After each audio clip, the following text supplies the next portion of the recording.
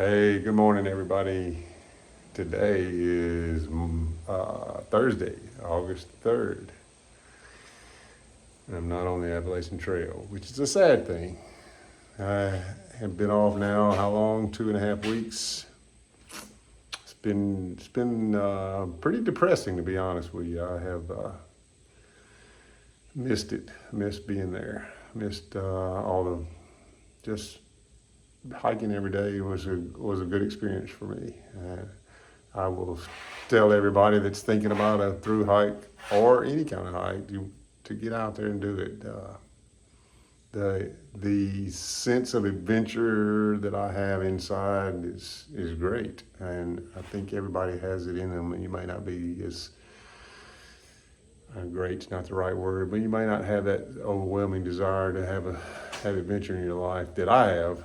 But you probably got something in there that's wanting you to do something big or to enjoy the outdoors a little more. I'm at home. This is my garage. I want to kind of show you how I had my garage set up so that my wife could send me resupply and also do a little bit of gear review. I've done some of that, and I've got another video being edited that's coming out real soon that we did right after the trip. So this one's going to kind of jump in front of it, but I wanted you to see my gear as I exited the trail and what I used, and also help me document and remember what I did and how I did it. But this is how I have my garage set up. Of course, this has got all kinds of stuff in it, bow hunting stuff and ice chests, but down low where my wife could reach it, I labeled a bunch of boxes and put the meals in it and did a lot of stuff that I knew I was going to need and maybe swap out on the trail, so she could come in here and get it. Now, I also went by the post office and got a whole stack of the flat rate boxes, the big ones. So, because I knew that, she would be putting freeze-dried meals in there and the food that I would eat. So I still have some of those left over. And I got gear sitting on top of the boxes, but that's them sitting on the table right there, a whole stack of them. I got a case of them, so I'd be prepared. So she would be prepared, and as we planned my resupplies. But that's how I had my shelf set up with all my stuff, and those are my backpacks. I have more, but I've got a ton of gear. But I really only used one backpack. That Kelty I don't ever even hardly use it. But this is the backpack I used all the way through the trail. I tried to use this lighter weight Outdoor Vitals pack. It's the real lightweight, but it's a bigger one that they have. And I actually summited Katahdin with that one on my back. She brought it in a suitcase to me, and I put a few things in it that I would need that day and summited Katahdin with that. But the rest of the trip, the whole rest of the trip, that's the pack I used, even with the brain. I had guys taking the brain off, and I see on videos where they take them all off. I never took mine off. I kept my stuff organized. I'm kind of an organized guy, but I want to show you some other things too. Here's some of my winter stuff. I had these heavy pair of gloves and these booties. I've had those booties for years for camping in cold weather. And I carried those through the Smokies. I sent them home pretty quick after that. They were just taking up space and weight in my pack, and I wasn't wearing them, didn't need them. And the gloves too. I have lighter weight gloves that went all the way to Katahdin. These were mare wool that I carried all the way to Katahdin. Very, and I didn't use them much either. I'm very warm natured person. Matter of fact, it's getting up to 100 here and I'm dying. So the wintertime, I usually stay pretty warm. Now, I just like most anybody, you can get cold and you get wet or whatever, you're gonna get cold, and it was cold at times, but for the most part, I never got cold. Things that I used that I carried all the way, of course, this is my toilet bag. All it has in it toilet paper and wipes, and I kept it in 2 Ziplocs in the outside of my backpack all the time so I could get to it easily. I kept a first aid kit, which was in this, and they were also in 2 Ziplocs inside that. And I had lots of Band-Aids and ibuprofen. I'm not on any prescriptions, so I don't have to carry a prescription, but I carry a good bit of stuff, Tylenol, Benadryl, several things like that I kept in Ziplocs, individual Ziplocs, inside a Ziploc, inside a Ziploc. I used a lot of Ziplocs. I didn't see anybody else doing that except me, but you know, I don't know that they didn't. This was also went all the way to Katahdin. Inside here was my electronics, and I'll pull those out and show you. Okay, we call it a brick. It's a 20,000 milliamp. You use it to recharge your phone and everything else. It went all the way with me. It's too heavy. I didn't need that much. I could have taken my phone more times and put it on airplane mode or whatever and saved and not had that. I used it all the way down like twice. So I could have done something else that wasn't this heavy. It is one of the heaviest things I've got. I got this from Verizon.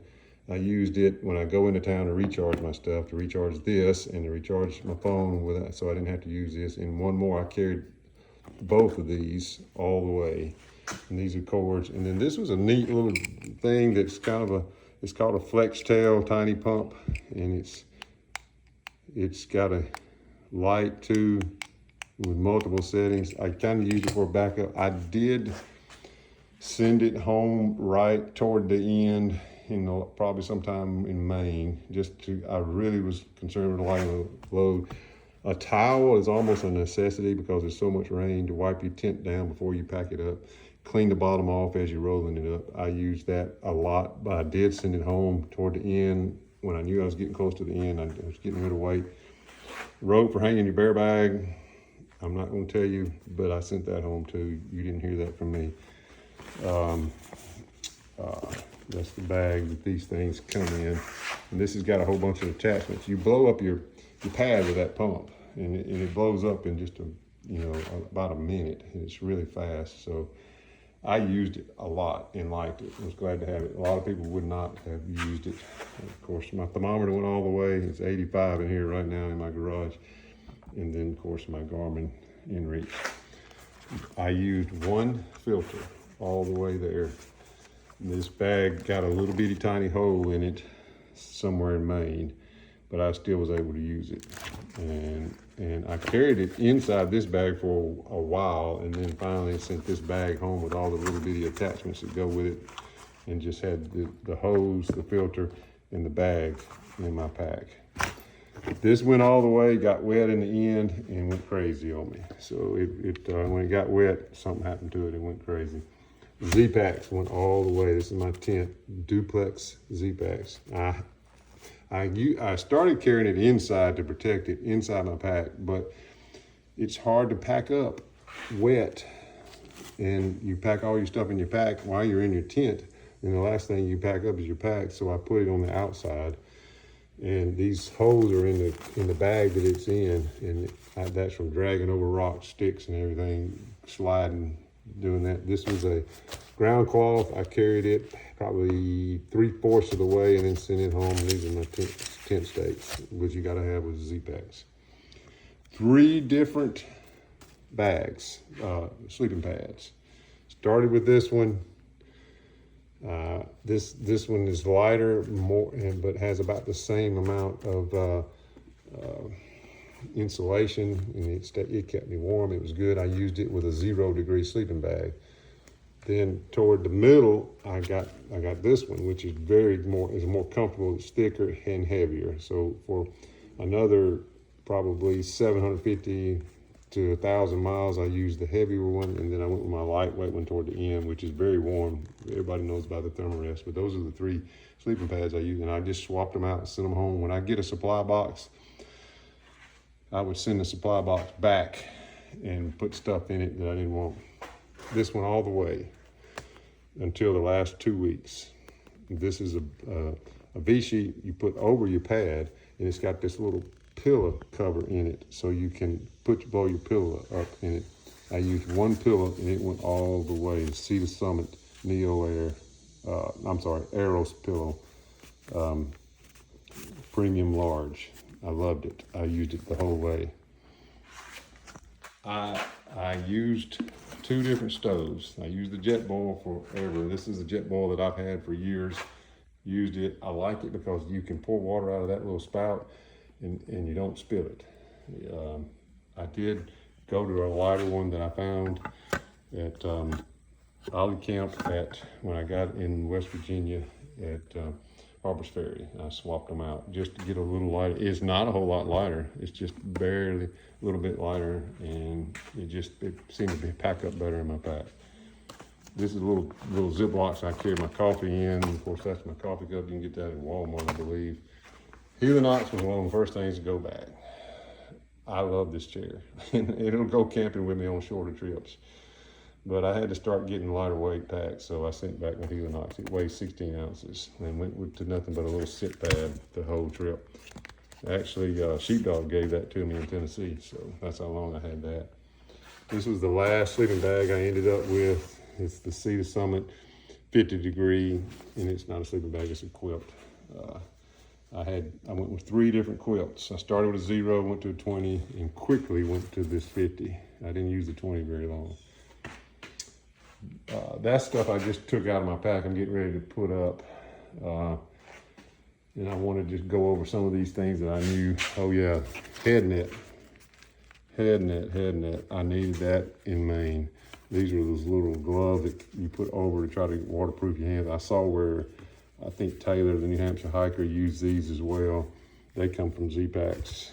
And of course, DEET. I had some repellent early that was not 100% DEET, and it did fine, but I needed the 100% DEET starting in the end of New Hampshire all the way through Maine. Oh, my buddy Daryl gave me this towel. It's a pretty neat little towel. When you're hot, you put it in the water, and it's cool. It keeps you cool. I kept it in this Ziploc, and also put my phone in that Ziploc when it was raining. Lecky trekking poles. And I put a little duct tape on them, but these were my third pair of trekking poles, 3rd or 4th pair of trekking poles. I fell on and broke them.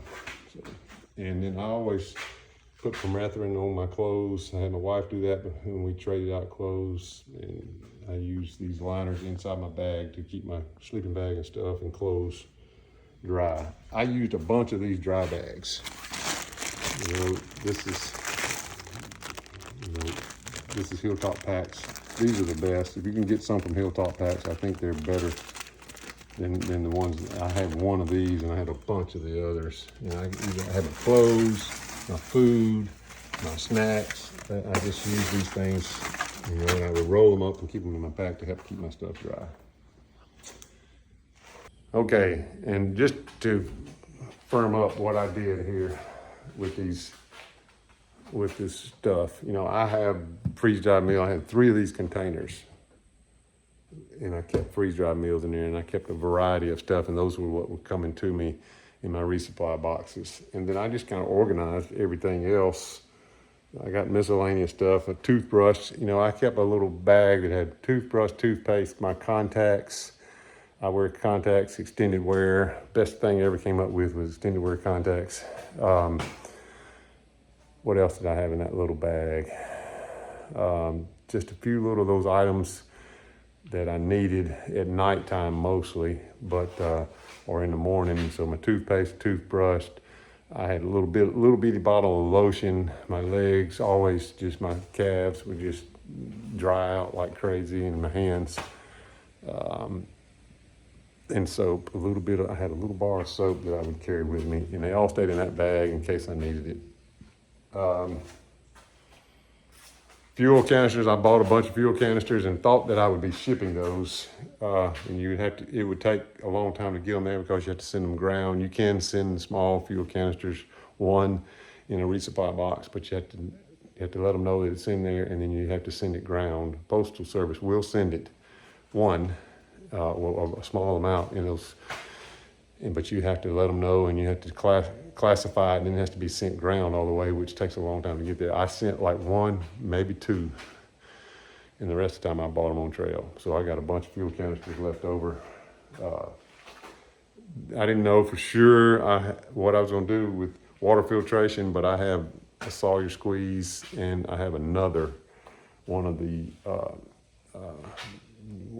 Scaterdine B-Freeze. So I had those ready to go in case I needed them. Cook stoves, I have multiple cook stoves, but I only use those two I just told you about.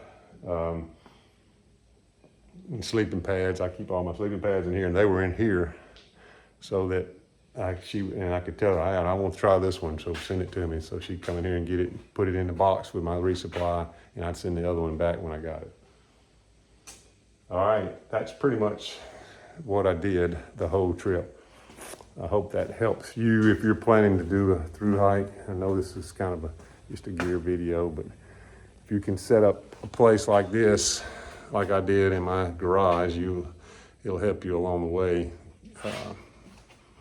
With everything labeled, and I knew what was in here. Of course, my wife didn't have a clue, so I had to tell her, all right, go to that container that says this on it. And I actually took a picture of it so I could remember what it looked like, and something you might can do if you're planning a through hike. My friends had that sitting on the gate when I got home the first night. It was pretty nice. All right. I hope this helps you with your gear and helps give you some of you guys that backpack see what I did. But there's better ways. There's lighter ways, a whole lot better. I've carried more weight than most people, but you can do it. Everybody's different. You can do it however you want to do. It depends on your comfort level, what you want to do, and how many of those luxury items you want to carry with you. I would definitely say the tiny pump's a luxury item, but it was nice to have. All right, it's hot in here. I got to get out of here. Talk to you later.